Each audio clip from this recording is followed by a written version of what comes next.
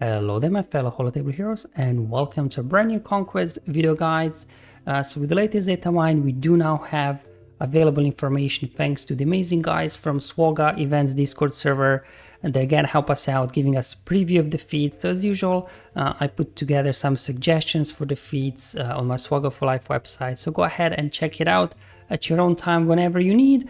As usual in this video I'll just be going through all the sectors and just highlighting some of the units and teams that can help you along the way, but as always subject to change depending on the data discs and so on.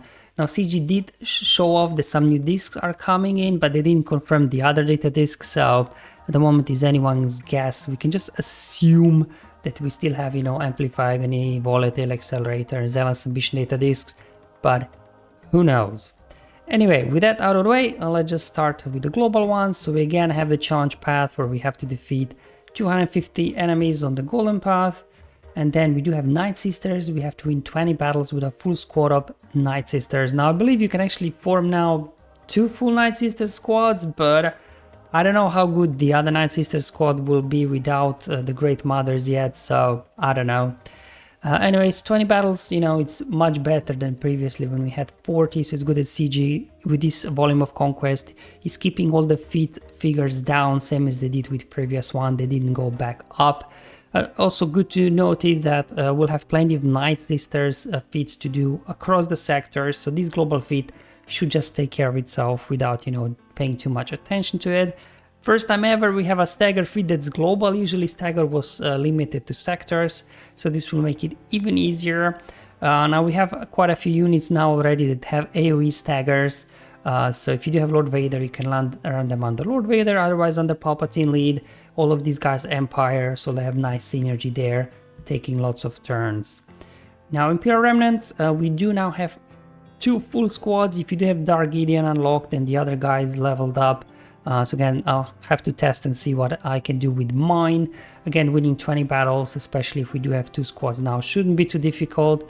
And Simulacra Night Sisters, plenty of Imperial Remnant feats along the way through the other sectors. So like the Night Sister feat, this one should just take care of itself as well for the most part. We have the Gungan feats as well. Now luckily CG still kept it to winning 4 Gungans in your squad. They didn't go up to 5, because then obviously you would be cooked if you don't have Jar Jar. So we'll do similar things like we have done before, and this feat will grant you massively overpower data disc, which then you have to complete the other feat with it.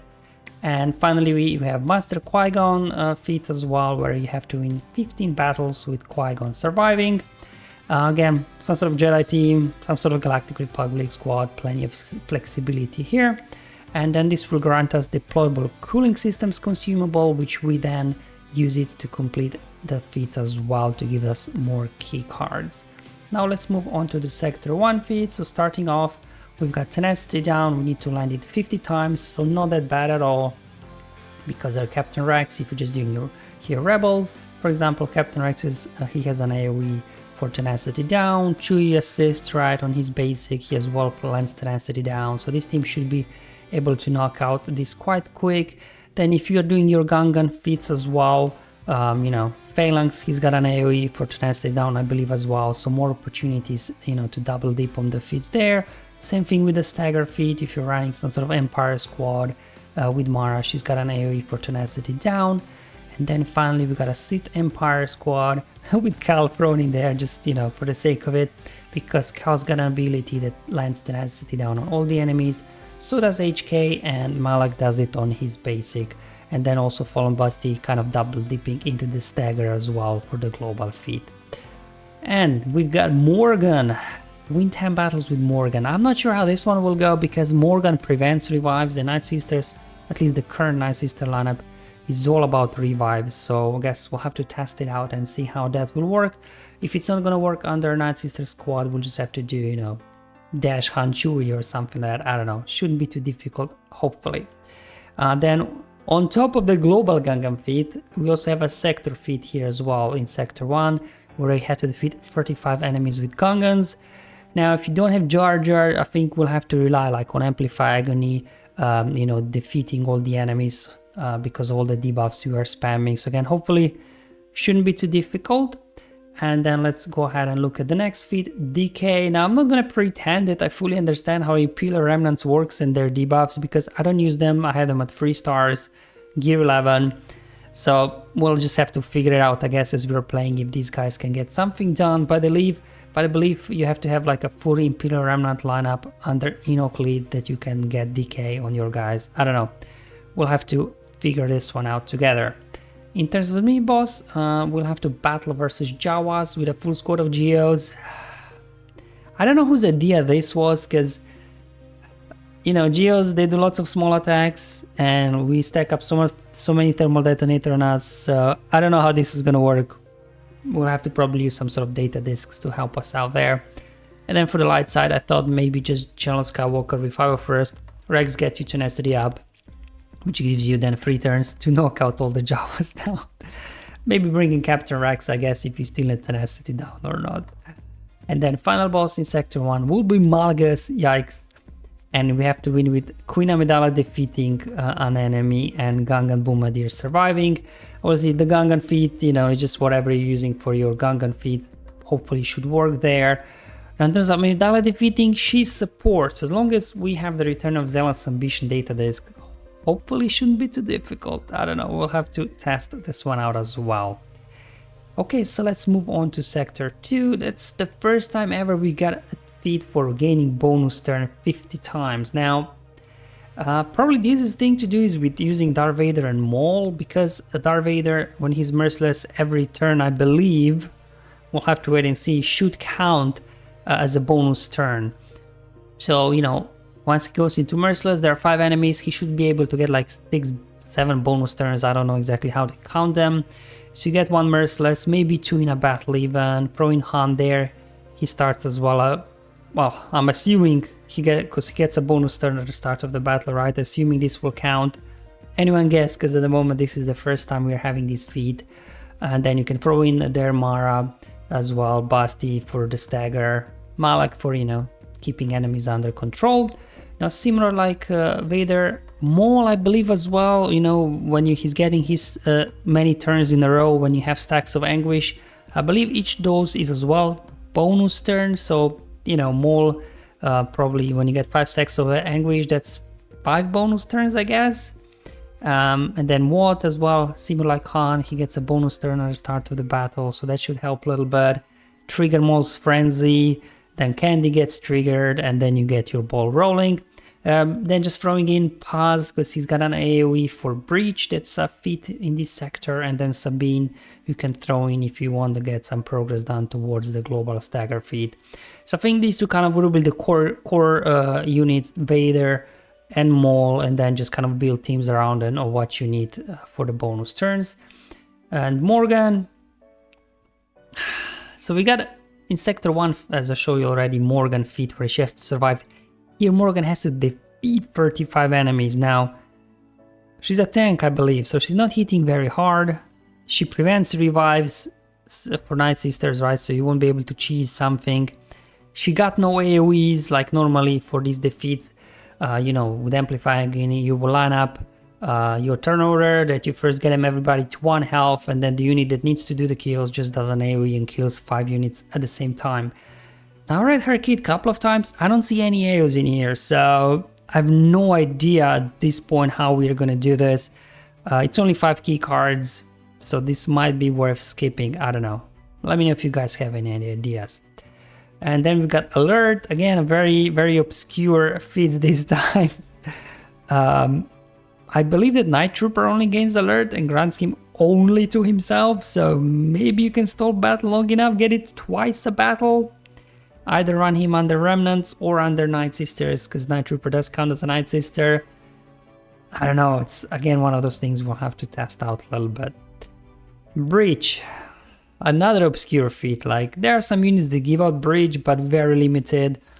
Now the best one probably will be Master Luke. His AoE lands Breach I believe on all enemies, and then Master Qui-Gon Jinn does it on his basics, so in theory you can just keep calling Master Qui-Gon with Inherited Teaching and he will on basically also landing Breach.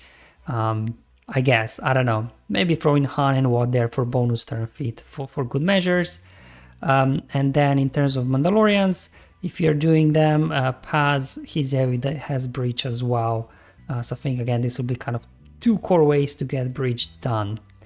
And then we have mini boss, which will be Hux, and we have to win with Death Trooper Peridia surviving.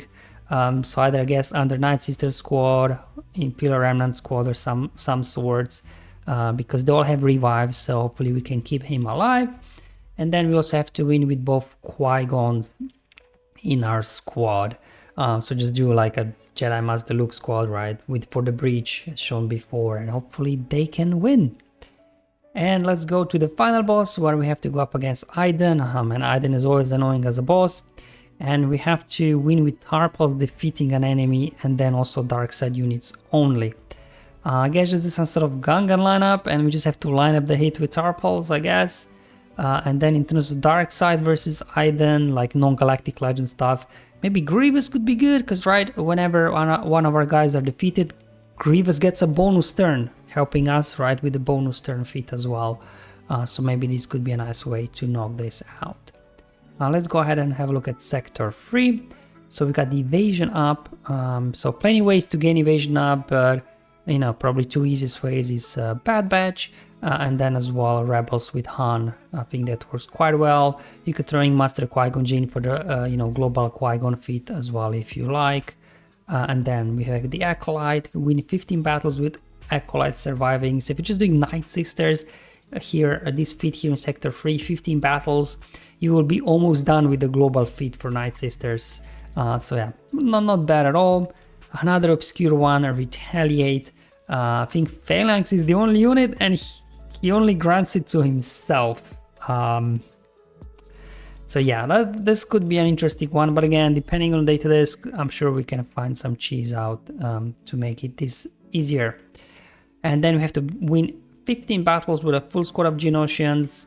Hopefully we can find something, because this is Sector 3 already, so enemies are over prepared and stuff, so hopefully we can find something to make it work. And then for the mini boss, we are battling versus Admiral Raddus, and we have to win with Morgan surviving and Enoch in your squad. Now, for Enoch it doesn't say surviving, so you could just throw him with whatever. I just thought maybe Bad Batch for the extra evasion up feat. But again, Morgan, like, she's an interesting one because of this anti-revive mechanic she has. Yeah, we'll have to wait and see how that works. Maybe throwing the Acolyte as well for the Sector 3 feat here for the Acolyte. And then for the final boss, we are battling versus Enoch this time with Queen Amidala surviving and without supports. Amidala just do, I guess, whatever. And then for no support, you can just throw in a Rebel squad and hopefully they can win, because I have no idea how Enoch looks like on defense. Okay, so Sector 4, Tenacity up. Gain Tenacity up 50 times. Plenty of units that actually give out Tenacity up. Just a few ideas here. You could, because we also have Caloran Back feat as well, as you see below. You can run a Jedi squad with Caloran Back and Yoda is spreading, then obviously Tenacity up. You could do, you know, 501st with Rex. Rex gives Tenacity up as well. Or if you do have Master Kenobi, he's great. Like, he's giving Tenacity up. So does Master Qui-Gon. And then Caloran Back there just for surviving. You know, shouldn't be too bad, I guess. Speaking of Caloran Back, 15 battles with Caloran Back in your squad. Again, a Jedi lineup, Galactic Republic lineup, you know, whatever you've got, hopefully it shouldn't be too difficult.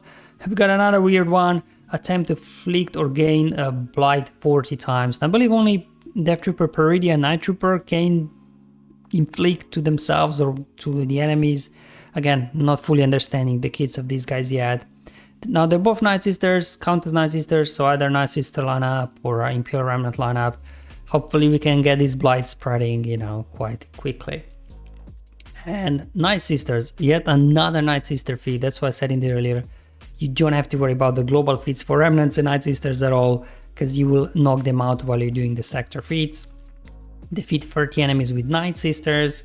Again, you could do Talzin, or you could do as well Talzin with these other troopers, just to help out with the blight a bit. I don't know. We'll just have to test it out to see how they interact. And then for the mini boss, we are going up against Tuscans, and we have to win with a full squad of Galactic Republic surviving. So they all have to survive, and also Jar Jar surviving. So I'm thinking probably Padme in terms of Galactic Republic, because she prevents turn meter manipulation. And with Tuscans, as soon as you start getting bonus turn meter, right, you'll be in trouble. So maybe Padme could be good, or if you do have Master Kenobi, obviously, hopefully shouldn't have too many problems. And then if you do have Jar Jar, you'll just have to run a full Gungan squad, I guess. Although technically it doesn't say you have to have a full Gungan squad, but might as well for, you know, the global Gungan feat anyways. For the final boss, we'll be going up against Dash, and we do have to win with Dark Trooper Moff Gideon surviving and without using Empire. So we do some sort of, I guess, Imperial Remnant squad, I don't know. And then for the No Empire, we could just do Night Sisters. Again, just, you know, trying to do some global feats as well as sector feats here with Blight, making some good progress there, hopefully. So yeah, we'll definitely learn a lot about all the new units that we have here. Okay, so in terms of Sector 5, gain accuracy up 50 times, a few different ways to go about it. We can go back to the Scarif Pathfinder cheese that we did in previous ones, see if that will work. Also Jedi Basti, she grants it to herself and to the target, but obviously if you target Yoda, Yoda can then spread it amongst the team, and that, you know, that will be accuracy up 7 times in one battle, so that can help. Also if you have this Jedi. And then I believe Dark Trooper Moff Gideon, he gives accuracy up to all allies, so does Queen Amidala. And Seer, she's really a good one, because on her basic she gives accuracy up, I believe, to all unaligned for user allies. So especially if you have Rey, you know, she could be a good option for you as well, even if at low gear. Plague, another Night Sister one, oh boy. So we need to attempt to flick Plague 100 times, not 10, that's a typo, I'll fix that. So some sort of Night Sister lineup here. Throwing in Death Trooper Peridia, because he does have a feat here where he has to defeat 25 enemies. We'll have to wait and see, depending on the data discs, how we can line it up. But unlike Morgan, Death Trooper Peridia at least has an AoE, so, you know, hopefully should be easier to knock this out. I have to win 15 battles with Geospy surviving. That just seems totally random. I don't know. What do Geos have to do with, I don't know, Night Sisters and Imperial Remnants? I don't know. Anyways, mini boss will be General Skywalker. You know, that's gonna be a tough one, and we have to win with Padawan Obi-Wan defeating an enemy and without Galactic Republic. So you could do Jedi Master Luke, probably that will be the easiest, throwing in Jedi Basti Yoda for the accuracy up combo, and then Master Qui-Gon for his global feat, and obviously Padawan for the boss feat, and then no Galactic Republic. I don't know, CLS with Geospy? I don't know, because C-3PO is a Galactic Republic, so I don't know. That was just an idea, I'll have to test it out. And for the final boss, we are battling versus Jedi Knight Revan with Luthen surviving. Wow.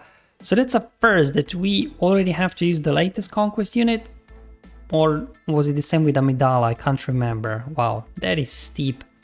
Anyway, we are battling versus Jedi Knight Revan with Luthen surviving and with a full squad of Gungans. So this time it is a full squad of Gungans, not 4. So if you don't have Jar Jar, you will be missing out here on 5 key cards. If you don't have Luthen, you'll be missing out another 5 key cards here just in the Sector 5 final boss. So again, I just put few suggestions here, few ideas, you know, that kind of get cropped up when I was going through the feeds, but obviously once Conquest do start and I do start testing teams out, obviously some of these might change or not. And there you go, guys, that's all for today's video. Hopefully it was useful and helpful. Let me know in the comments below or on my Discord server what you guys think of this upcoming Conquest. But otherwise, I'll see you, I guess, on Monday once Conquest starts. But until then, have fun, enjoy life, and may the RNG be with you, my friends.